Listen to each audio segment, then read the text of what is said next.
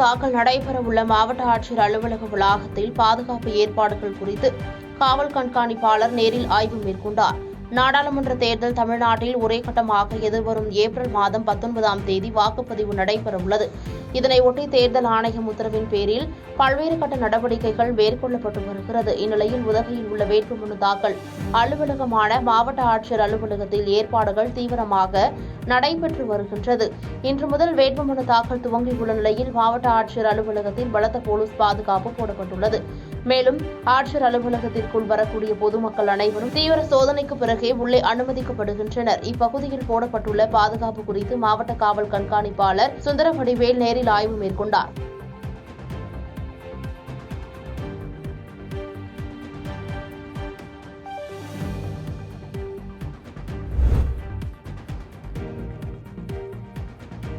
ஓமலூர் பேரூராட்சி அலுவலகத்தில் தேர்தல் விதியை மீறி செயல்பட்டதாக பேரூராட்சி செயல் அலுவலர் கொடுத்த புகாரின் பேரில் நடவடிக்கை எடுக்கப்பட்டுள்ளது. சேலம் மாவட்டம் ஓமலூர் பேரூராட்சியில் திமுக நகர செயலாளரின் மனைவி செல்வராணி பேரூராட்சி மன்ற தலைவராக உள்ளார். நாடாளுமன்ற தேர்தல் அறிவிக்கப்பட்டிருந்த நிலையில் பேரூராட்சியில் உள்ள தலைவர் அலுவலகம் சீல் வைக்கப்படாமல் இருந்தது. இந்நிலையில் நேற்று முன்தினம் திமுக நகர செயலாளர் தனது பிறந்தநாளை பேரூராட்சி அலுவலகத்தில் உள்ள தலைவர் அறையில் கொண்டாடியதாக புகார் எழுந்தது. இந்நிலையில் இதுகுறித்து பேரூராட்சி பொறுப்பு செயல் அலுவலர் ராணி ஓமலூர் காவல் நிலையத்தில் புகார் கொடுத்தார். அந்த புகாரில் தேர்தல் நடத்தை விதிகள் அமலில் உள்ள நிலையில் தேர்தல் விதிமுறைகளை மீறும் விதமாக பேரூராட்சி தலைவர் அலுவலகத்தில் பிறந்தநாள் விழா கொண்டாடப்பட்டது. இதில் தலைவர் செல்வராணி, திமுக நகர செயலாளர் ரவிச்சந்திரன் ஆகியோர் மீது நடவடிக்கை எடுக்க வேண்டும் என்று கூறியுள்ளார். இந்த புகாரின் பேரில் பேரூராட்சி தலைவர் செல்வராணி, திமுக நகர செயலாளர் ரவிச்சந்திரன் ஆகியோர் மீது ஓமலூர் போலீசார் வழக்கு பதிவு செய்து விசாரித்து வருகின்றனர்.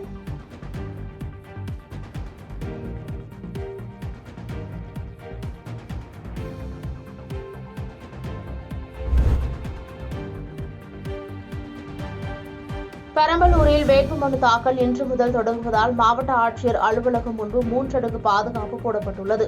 பெரம்பலூர் நாடாளுமன்ற தொகுதி மாவட்ட தேர்தல் அலுவலரின் அலுவலகமான மாவட்ட ஆட்சியர் அலுவலகத்தில் இன்று முதல் வேட்புமனு தாக்கலை முன்னிட்டு மாவட்ட தேர்தல் அலுவலரும் ஆட்சியருமான கற்பகம் உத்தரவின்படி மாவட்ட காவல் கண்காணிப்பாளர் ஷியாமலா தேவி மேற்பார்வையில் பெரம்பலூர் உட்கோட்ட துணை காவல் கண்காணிப்பாளர் பழனிசாமி தலைமையில் ஆட்சியர் அலுவலகம் முன்பு 3 அடுக்கு போலீஸ் பாதுகாப்பு போடப்பட்டுள்ளது. மேலும் அலுவலகம் முன்பு வரும் வாகனங்கள் மற்றும் நபர்களை முறையாக சோதனை செய்த பின்பே அனுமதிக்கப்படுகின்றன. தேர்தல் நடத்தை விதிமுறைகள் அமலுக்கு வந்துள்ளதால் வாகனங்களில் ஆவணங்கள் இன்றி பணம் ஏதேனும் கொண்டு செல்லப்படுகிறதா என்றும் தேர்தல் பறக்கும் படையின் நிலையான கண்காணிப்பு குழுவினரும் ஆய்வு செய்தனர்.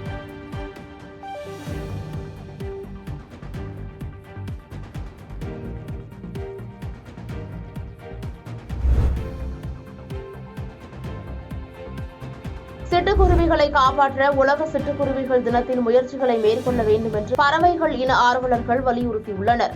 சிட்டுக்குருவிகளை பாதுகாக்க 2010ஆம் ஆண்டு முதல் உலக சிட்டுக்குருவிகள் தினம் கொண்டாடப்படுகிறது.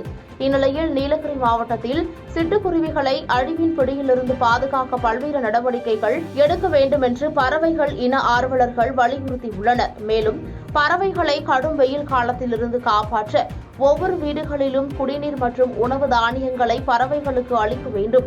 பறவைகளை பாதுகாத்தால் மட்டுமே இந்த உலகை அழிவிலிருந்து காப்பாற்ற முடியும் என்று வலியுறுத்தியுள்ளனர்.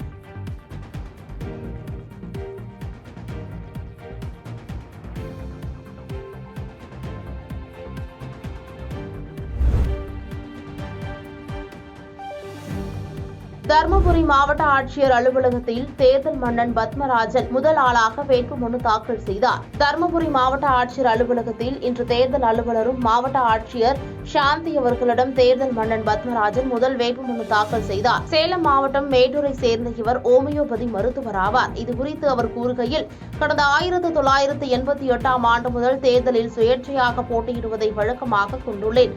இன்று 239வது முறையாக வேட்புமனு தாக்கல் செய்துள்ளேன். நான் எந்த அரசியல் கட்சியையும் சாராதவன், சுயேட்சையாகவே போட்டியிட்டு வருகிறேன் என தெரிவித்துள்ளார். பாதகம் செய்பவரை கண்டால் நாம் பயங்கொள்ளலாகாது பாப்பா, மோதி மிதித்து விடு பாப்பா, அவர் முகத்தில் உமிழ்ந்து விடு பாப்பா. அண்மை செய்திகளை உடனுக்குடன் தெரிந்து கொள்ள இணைந்திருங்கள் இயம்நாடு தொலைக்காட்சியுடன்.